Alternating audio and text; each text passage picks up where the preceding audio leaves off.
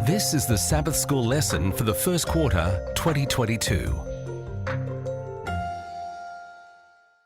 Welcome to Lesson 8, Jesus, the Mediator of the New Covenant, ready for teaching on February 19. It's from the series In These Last Days, The Message of Hebrews. The author is Dr. Felix Cortes, Associate Professor of New Testament Literature in the Seventh-day Adventist Theological Seminary at Andrews University. And I'm your reader for today, Dr. Percy Harrold. Monday, February 19, New and Renewed.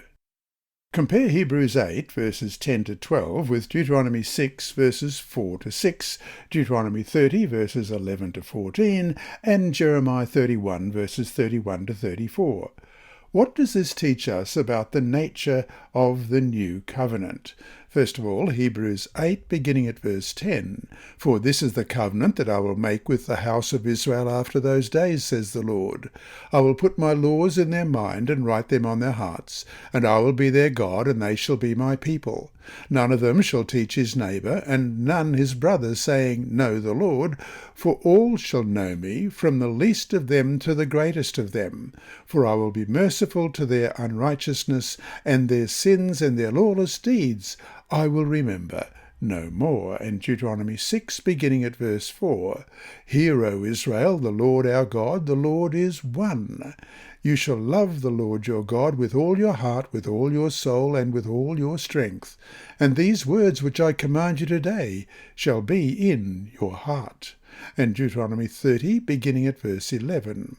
For this commandment which I command you today is not too mysterious for you, nor is it far off. It is not in heaven, that you should say, Who will ascend into heaven for us and bring it to us, that we may hear it and do it? Nor is it beyond the sea, that you should say, Who will go over the sea for us and bring it to us, that we may hear it and do it? But the word is very near you, in your mouth and in your heart, that you may do it. And Jeremiah 31, beginning at verse 31. Behold, the days are coming, says the Lord, when I will make a new covenant with the house of Israel and with the house of Judah, not according to the covenant that I made with their fathers in the day that I took them by the hand to lead them out of the land of Egypt, my covenant which they broke, though I was a husband to them, says the Lord. But this is the covenant that I will make with the house of Israel after those days, says the Lord. I will put my law in their minds, and write it on their hearts, and I will be their God, and they shall be my people. No more shall every man teach his neighbour, and every man his brother, saying, Know the Lord, for they all shall know me, from the least of them to the greatest of them, says the Lord. For I will forgive their iniquity, and their sin I will remember no more. The promise of a new covenant in Hebrews refers back to Jeremiah. According to Jeremiah, God's promise of a new covenant was, in fact, a renewal of the covenant that he had first made with Israel through Moses, as we've just read in Jeremiah 31, verses 31 to 34. It could be argued, then, that Jeremiah 31 was not strictly speaking of a new covenant, but of a renewal of the original covenant with Israel. In fact, the Hebrew word for new, hadashah, can have both the sense of renew and brand new. The issue with the Old Covenant was that the people broke it, as we read in Hebrews 8, verses 8 and 9. Because, finding fault with them, he says, Behold, the days are coming, says the Lord, when I will make a new covenant with the house of Israel and with the house of Judah, not according to the covenant that I made with their fathers in the day when I took them by the hand to lead them out of the land of Egypt, because they did not continue in my covenant, and I disregarded them, says the Lord. The covenant was not faulty.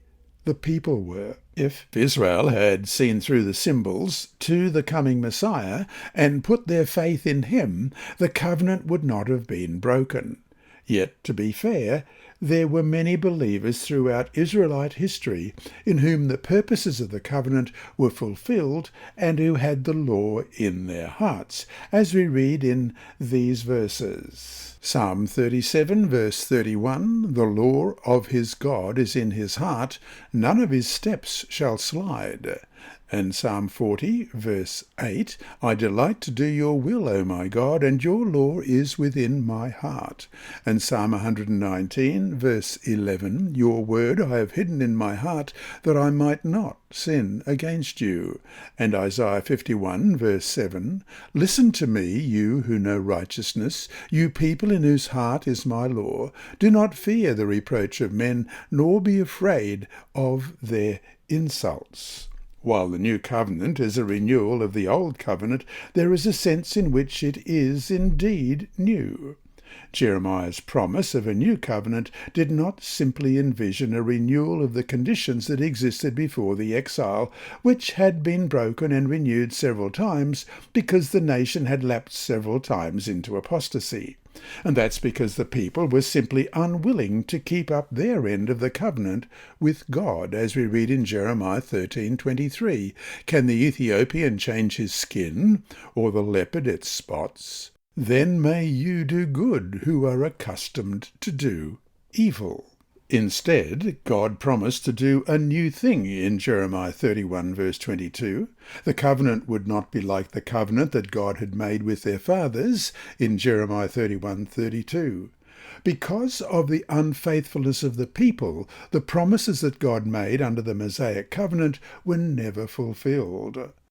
Now, in virtue of the guarantee given by the Son, in Hebrews 7:22, by so much more Jesus has become a surety of a better covenant, God would fulfill the purposes of his covenant. God did not change his law or lower his standards. Instead, he sent his Son as a guarantee of the covenant promises, as you read in Hebrews 7:22. By so much more, Jesus has become a surety of a better covenant. And Hebrews 6, verses 18 to 20, that by two immutable things in which it is impossible for God to lie, we might have strong consolation, who have fled to refuge to lay hold of the hope set before us. This hope we have as an anchor of the soul, both sure and steadfast, and which enters the presence behind the veil, where the forerunner has entered for us, even Jesus, having become high priest forever, according to the order of Melchizedek.